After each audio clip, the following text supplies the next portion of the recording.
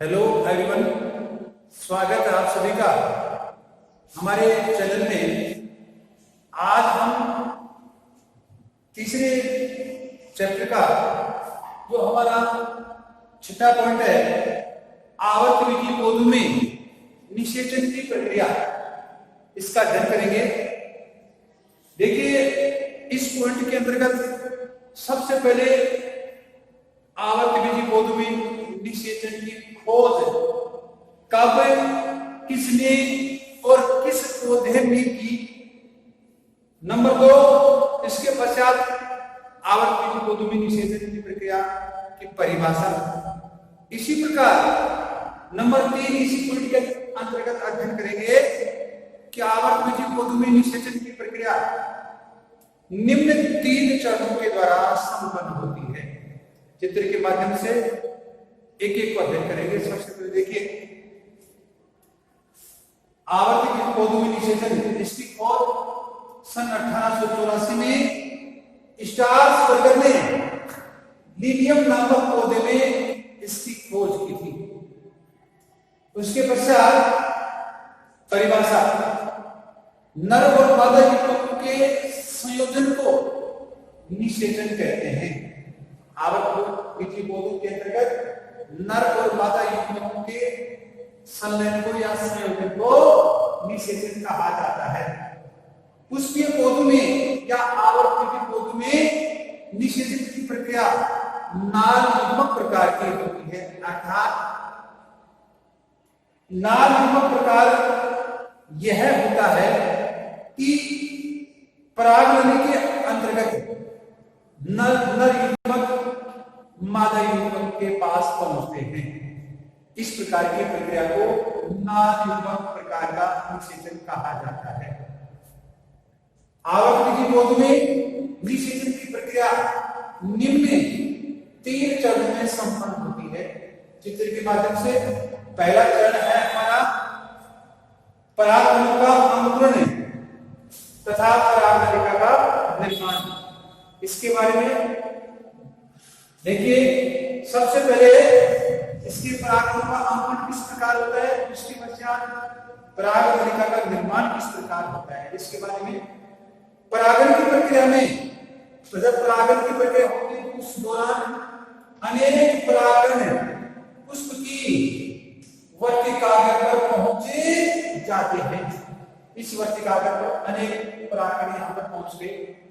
ये परागण यहां से इस वर्तिकाग्र से जल और शर्करा को अवशोषित करते हैं। अवशोषित करने के पश्चात ये परागण हैं, ये फूल जाते हैं।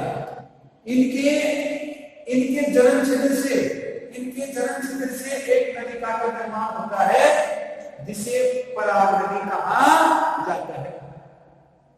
इसके पश्चात हमारा दूसरा चरण है परागनलिका का बीजांड में प्रवेश।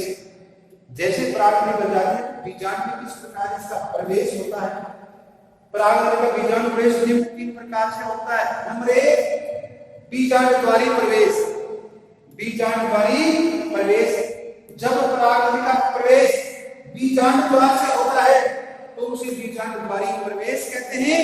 और यह बीजांड द्वारी प्रवेश अधिकांश पौधों में ही पाया जाता है। इसका उदाहरण है। दूसरा है निभागी प्रवेश। जब परागनलिका प्रवेश निभाग से होता है, यहीं से सीधा इधर से निभाग क्षेत्र से होता है, तो उसे निभागी प्रवेश कहते हैं। और यह कहते रहे ना बेबिटुला नामक पौधों में पाया जाता है। तीसरा होता है मध्यभागी प्रवेश।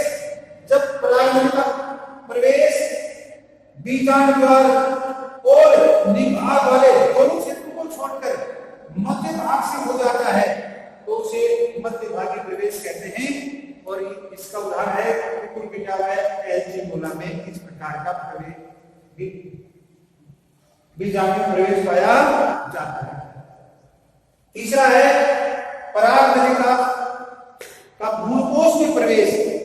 जैसे ही परागनली अधिकांश पौधों में परागनलिका जो प्रवेश होता है वो बीजांड द्वारी होता है। जैसे बीजांड द्वार के संपर्क में परागरंध्र प्रवेश करती है तो इसका शीर्ष भाग फट जाता है। शीर्ष भाग फटने के पश्चात इसके कायकेंद्रक और दोनों सहायक कोशिकाएं होती हैं, ये भ्रूणकोश की नष्ट हो जाती है तथा दोनों नरयुग्मक मुक्त हो जाते हैं। इस प्रकार आवर्तविधि पौधों में दोनों नरयुग्मक बीजांड के पास परागरंध्र के द्वारा इस परागरंध्र के द्वारा पहुंचते हैं, जिसे नाभिक प्रकार का निषेचन कहा जाता है। एक बार पुनः इसी पॉइंट को दोबारा से रिपीट कर रहा हूं। हमारा छठा पॉइंट है आवर्तविधि पौधों में निषेचन। इस पॉइंट के अंतर्गत 3 चीजों के बारे में अध्ययन करेंगे। सबसे पहले खोज, कब, किसने और किस पौधे में इसकी खोज की, फिर इसकी परिभाषा, आवर्तविधि पौधों में किस प्रकार का निषेचन पाया जाता है, फिर चित्र के माध्यम से आवर्तविधि या पुष्पीय पौधों में किस निषेचन की जो प्रक्रिया निम्न 3 चरणों में संपन्न होती है। पहले खोज के बारे में, सन 1884 में स्ट्रासबर्गर ने लीनियम नामक पौधे में निषेचन की प्रक्रिया को खोजा। इसके पश्चात परिभाषा, आवर्तविधि पौधों में या पुष्पीय पौधों में नर व मादा युग्मकों के संयोजन को, संलयन को निषेचन कहते हैं। पुष्पीय पौधों में निषेचन की प्रक्रिया नाम प्रकार की पाई जाती है, अर्थात दोनों नरयुग्मक परागनलिका के द्वारा बीजांड तक पहुंचते हैं। इस प्रकार का निषेचन को नाभिक प्रकार का निषेचन कहा जाता है। चित्र के माध्यम से पुष्पीय पौधों में निषेचन की प्रक्रिया निम्न 3 चरणों में संपन्न होती है। पहला हमारा चरण है परागकणों का अंकुरण तथा परागनलिका का निर्माण।